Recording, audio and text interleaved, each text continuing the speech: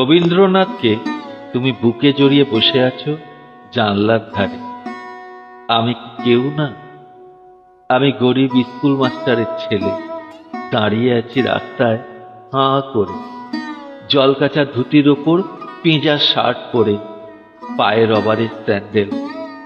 আমার কোনো জ্যোতিদাদা ছিল না, পিয়ানো অর্গান শুনিনি 7 জন্মে। আমার বাবা কোনোদিন শিলং পাহাড়ে যাননি আমাকে নিয়ে।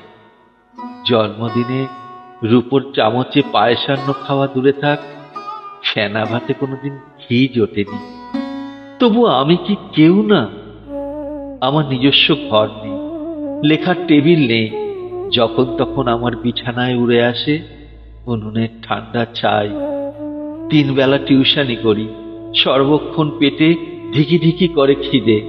তবু আমি কবিতা লিখেছি, সবাইকে লুকিয়ে মোম জ্বলা মাঝ রাত্রে। আমার রক্ত, ঘাম, আত্মার টুকরো মিশে আছে তাতে। আমার বাবা শিরোপা দেবার বদলে জুতো মারতে উঠেছিলেন। স্বর্ণকুমারী কিংবা প্রতিভা নয়, আমার ছোটদির নাম চামেলি।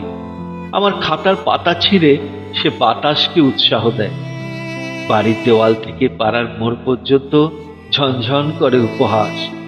বড় জামাইবাবু মাথায় চাটি মেরে আমায় কপি বলে শালিকাদের হাসিয়েছেন।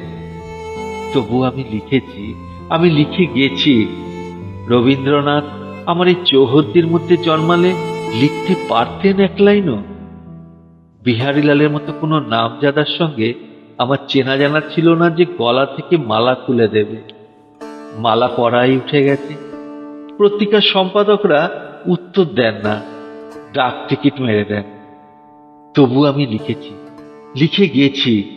আমার সমস্ত অস্তিত্বের নির্যাস নিয়ে এক একটি কবিতা, শুধু তোমাকে শোনাবার জন্যই নয়, তোমাকে রচনা করবার জন্য।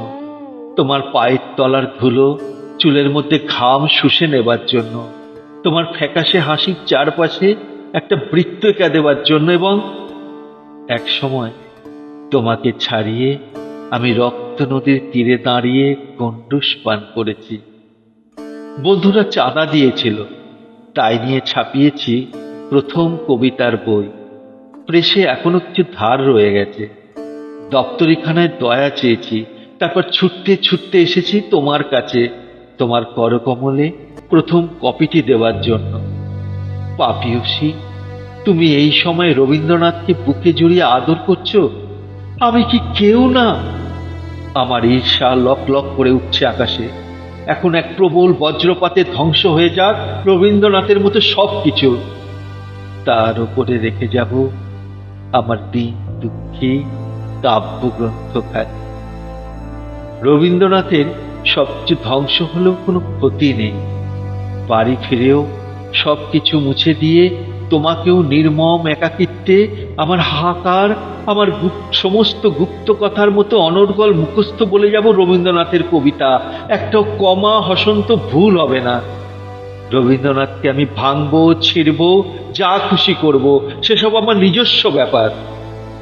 রবীন্দ্রনাথও সে কথা জানতেন। মৃত্যুর আগে সেই জন্যই তার ঠোঁটে লেগেছিল ক্ষীণ কৌতুকের হাসি।